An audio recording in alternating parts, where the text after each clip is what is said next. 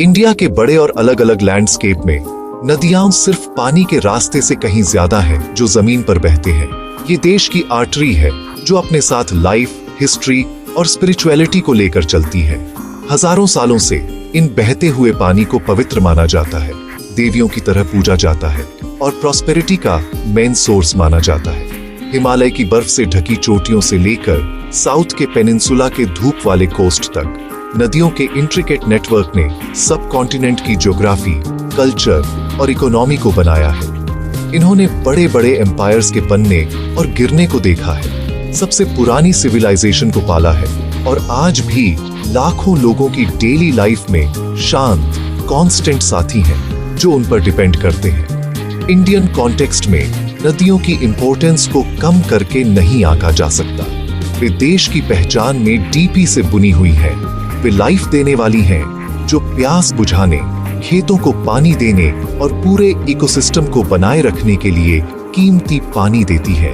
उनके द्वारा जमा की गई सिल्ट से बने फर्टाइल मैदान हिस्टोरिकली एग्रीकल्चर के पालने रहे हैं, जिससे कम्युनिटीज को फलने फूलने का मौका मिला है।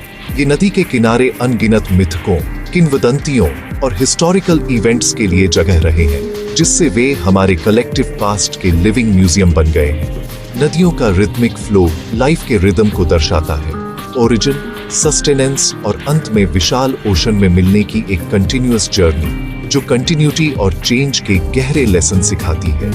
इंडिया की स्टोरी को समझना बिना उसकी नदियों की स्टोरी को समझे नामुमकिन है। वे सिर्फ मैप पर मार्क किए गए ज्योग्राफिकल फीचर्स नहीं हैं, बल्कि हमारी हेरिटेज के लिविंग, ब्रीदिंग एलिमेंट्स हैं। उनकी धाराओं की आवाजें, प्रार्थनाओं के मंत्रों, उनके किनारों पर खेलते बच्चों की हंसी और अच्छी फसल का जश्न मनाते किसानों के गीतों के साथ गुंथी हुई है। हर नदी का अपना यूनिक कैरेक्टर है, अपनी जर्नी है और लोगों के दिलों में अपनी खास जगह है।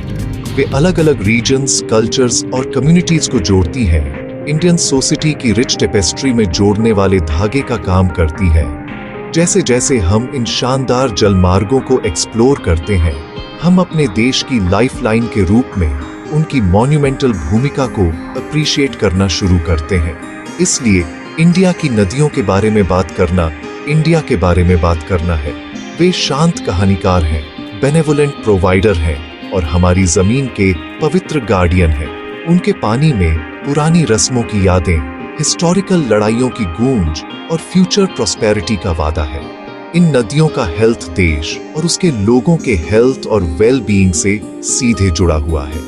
जैसे जैसे हम इन ताकतवर धाराओं की स्पेसिफिक जर्नीज में डेल्व करते हैं, यह और भी क्लियर हो जाता है कि उनका प्रिजर्वेशन सिर्फ एक एनवायरमेंटल इश्यू नहीं है, बल्कि एक फंडामेंटल रिस्पॉन्सिबिलिटी है जो हम अपने पास्ट, अपने प्रेजेंट और उन जनरेशंस को देते हैं जो इस पवित्र जमीन पर हमारे बाद आएंगी, जो हमेशा उनकी प्रेजेंस से ब्लेस्ड रही है।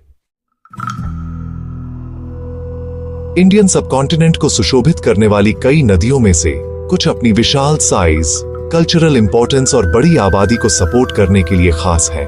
सबसे पूजनीय गंगा है, जिसे अक्सर मदर गंगा कहा जाता है।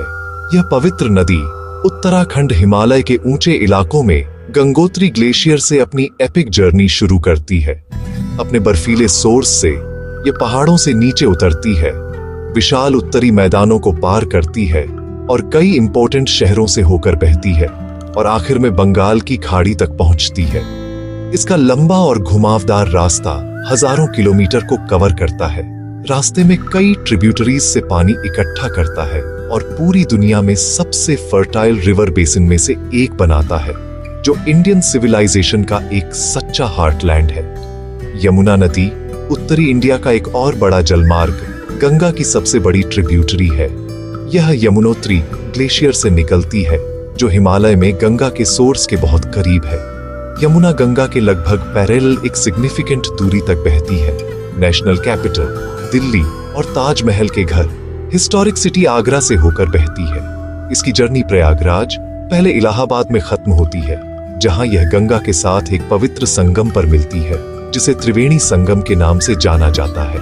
ये मिलन बिंदु इमेंस धार्मिक इंपॉर्टेंस का एक साइट है, जो लाखों तीर्थयात्रियों को आकर्षित करता है, जो मानते हैं कि यहाँ स्नान करने से उनके पाप धुल जाते हैं और उनकी सोलें शुद्ध होती है। इन दो ताकतवर नदियों के मिलन का जश्न मनाते हुए देश के नॉर्थ ईस्ट पार्ट में ताकतवर ब्रह्मपुत्र नदी अपना ड्रामेटिक रास्ता बनाती है। इस ट्रांस बाउंड्री नदी का उद्गम तिब्बत में आंगसी ग्लेशियर में है, जहां इसे यारलुंग त्सांगपो के नाम से जाना जाता है।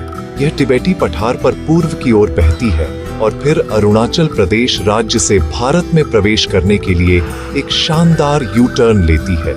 यहाँ यह गहरे घाटसियों और चौड़ी घाटसियों से गरजती हुई असम से होकर बहती है और फिर बांग्लादेश में प्रवेश करती है, जहां यह दुनिया का सबसे बड़ा डेल्टा बनाने के लिए गंगा से मिलती है। ब्रह्मपुत्र अपनी फॉर्मिडेबल ताकत के लिए जानी जाती है और मानसून के मौसम में कैटास्ट्रॉफिक बाढ़ के लिए प्रोन है।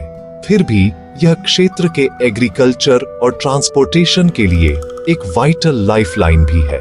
इंडिया के पेनिनसुलर रीजन में चलते हुए हम गोदावरी से मिलते हैं, जिसे अक्सर दक्षिण गंगा या दक्षिण की गंगा कहा जाता है। यह गंगा के बाद इंडिया की दूसरी सबसे लंबी नदी है। गोदावरी महाराष्ट्र में त्र्यंबकेश्वर के पास वेस्टर्न घाट में अपनी जर्नी शुरू करती है।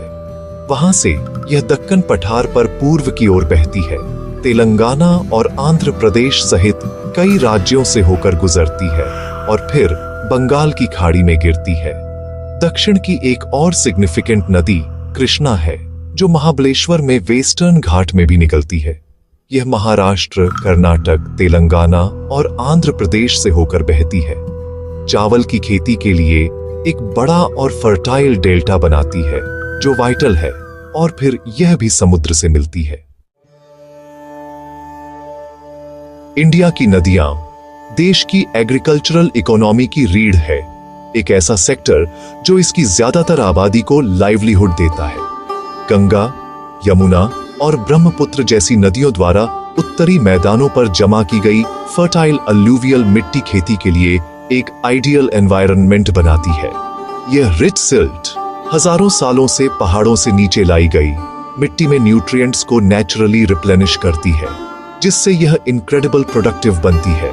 किसान नहरों और इरिगेशन सिस्टम के एक एक्सटेंसिव नेटवर्क के जरिए नदी के पानी का इस्तेमाल करते हैं, ताकि चावल, गेहूं, गन्ना और कपास जैसी जरूरी फसलें उगा सकें। इन नदियों से पानी की कांस्टेंट और रिलायबल सप्लाई के बिना एग्रीकल्चरल अबंडेंस, जो 1 अरब से ज्यादा लोगों को खिलाता है, वह सिंपली पॉसिबल नहीं होगा। एग्रीकल्चर के अलावा नदियां अपने किनारों पर स्थित अनगिनत शहरों, कस्बों और गांवों के लिए पीने के पानी का प्राइमरी सोर्स है। यमुना पर दिल्ली जैसे बड़े मेट्रोपॉलिटन एरिया से लेकर गंगा पर वाराणसी जैसे पुराने शहरों तक कम्युनिटीज हिस्टोरिकली वहां स्थापित की गई हैं, जहां पानी आसानी से मिलता है। वाटर ट्रीटमेंट प्लांट सीधे नदियों से पानी लेते हैं, उसे प्यूरिफाई करते हैं और लाखों घरों को रोजमर्रा के इस्तेमाल, सैनिटेशन और अन्य डोमेस्टिक नीडों के लिए सप्लाई करते हैं। कई रूरल एरिया में नदी पानी से जुड़ी सभी एक्टिविटीज के लिए डायरेक्ट सोर्स है, पीने और खाना बनाने से लेकर नहाने और कपड़े धोने तक। यह फंडामेंटल डिपेंडेंस इन जरूरी वाटर बॉडीज की प्यूरिटी और फ्लो को बनाए रखने की क्रिटिकल इंपॉर्टेंस पर जोर देता है। इंडिया की नदियों का कल्चरल और spiritual importance physical sustenance provide करने में उनकी भूमिका जितना ही गहरा है।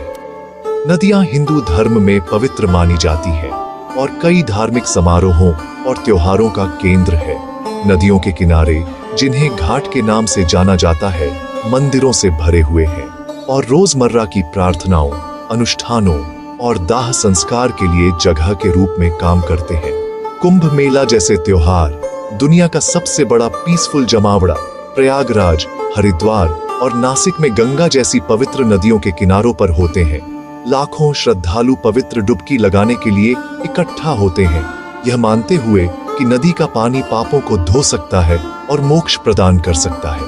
यह गहरा सम्मान नदियों को सिर्फ जियोग्राफिकल फीचर्स से लिविंग देवी देवताओं में बदल देता है। इसके अलावा नदियां हमेशा ट्रांसपोर्टेशन और कॉमर्स के लिए वाइटल चैनल रही हैं, जो इनलैंड रीजन्स को कोस्टल ट्रेड सेंटर्स से जोड़ती है। सुंदरबन, डेल्टा और केरल के बैकवाटर जैसे एरिया में नावें लोगों और सामान के लिए ट्रांसपोर्ट का प्राइमरी मोड बनी हुई है। नदियां रिच बायोडाइवर्सिटी को भी सपोर्ट करती है, जो विभिन्न प्रकार की मछलियों, पक्षियों और जलीय जानवरों के लिए हैबिटेट प्रोवाइड करती है, जिसमें एंडेंजर्ड गैंजेटिक डॉल्फिन भी शामिल है। यह बायोडाइवर्सिटी न केवल इकोलॉजिकल बैलेंस में योगदान करती है, बल्कि मछली पकड़ने वाले कम्युनिटीज की लाइवलीहुड को भी सपोर्ट करती है, जो पीढ़ियों से नदी की बाउंटी पर डिपेंड करती है। नदियों की मल्टीफैसेटेड रोल प्रोवाइडर, स्पिरिचुअल गाइड और इकोनॉमिक आर्टरी के रूप में राष्ट्र के जीवन में उनकी इंडिस्पेंसेबल जगह को उजागर करती है। जबकि हम अपनी नदियों की लाइफदायिनी प्रॉपर्टीज का जश्न मनाते हैं, हमें उन गंभीर खतरों को भी मानना चाहिए जिनका वे अभी सामना कर रही हैं।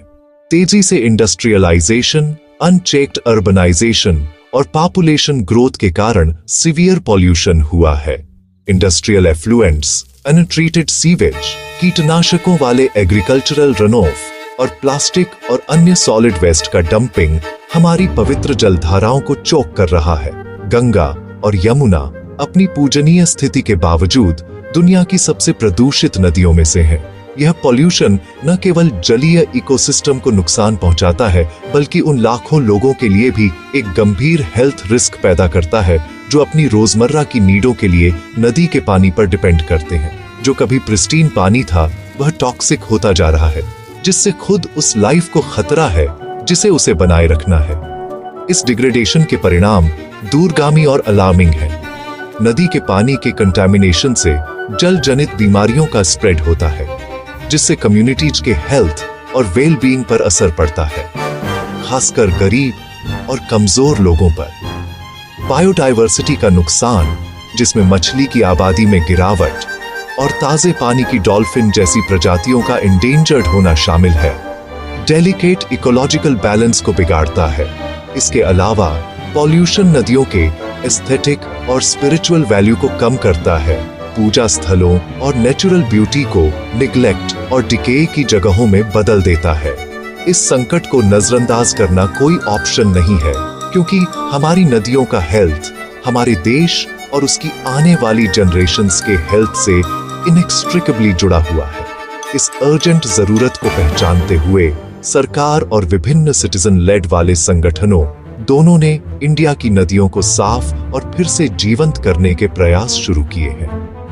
नमामि गंगे कार्यक्रम जैसे बड़े पैमाने के प्रोजेक्ट्स का लक्ष्य सीवेज ट्रीटमेंट प्लांट स्थापित करके बेहतर वेस्ट मैनेजमेंट प्रैक्टिसेस को बढ़ावा देकर और नदी के इकोलॉजिकल फ्लो को बहाल करके पॉल्यूशन को रोकना है। हालांकि इस मैग्नीट्यूड की समस्या से निपटने के लिए गवर्नमेंट ही पहले अकेले पर्याप्त नहीं है। वास्तविक और लास्टिंग चेंज के लिए एक कलेक्टिव एफर्ट और हमारे वाटर बॉडीज के प्रति हमारे सोसाइटल एटीट्यूड में एक फंडामेंटल शिफ्ट की जरूरत है। हर इंडिविजुअल की एक भूमिका है पर्सनल वाटर कंजम्पशन को कम करने और हानिकारक केमिकल्स के इस्तेमाल से बचने से लेकर कम्युनिटी क्लीन अप ड्राइव में भाग लेने तक। आखिरकार हमारी नदियों की रक्षा करना एक पवित्र ड्यूटी है जो हम अपनी हेरिटेज और अपने फ्यूचर के लिए करते हैं। इन नदियों ने हजारों सालों से हमारी सिविलाइजेशन को पाला है और अब उन्हें फिर से हेल्दी बनाने की बारी हमारी है। हमें नेचर के प्रति पारंपरिक सम्मान को फिर से जीवित करना चाहिए और युवा पीढ़ी में गार्डियनशिप की भावना पैदा करनी चाहिए। अपनी नदियों को साफ और सुरक्षित रखने के लिए एक साथ काम करके हम सिर्फ एक नेचुरल रिसोर्स को प्रिजर्व नहीं कर रहे हैं, हम इंडिया की आत्मा की रक्षा कर रहे हैं। आइए हम यह सुनिश्चित करें कि हमारे देश की लाइफदायिनी धाराएं स्वतंत्र रूप से और शुद्ध रूप से बहती रहे, सदियों तक जीवन और आत्मा को बनाए रखें, जैसा कि उन्होंने हमेशा किया है।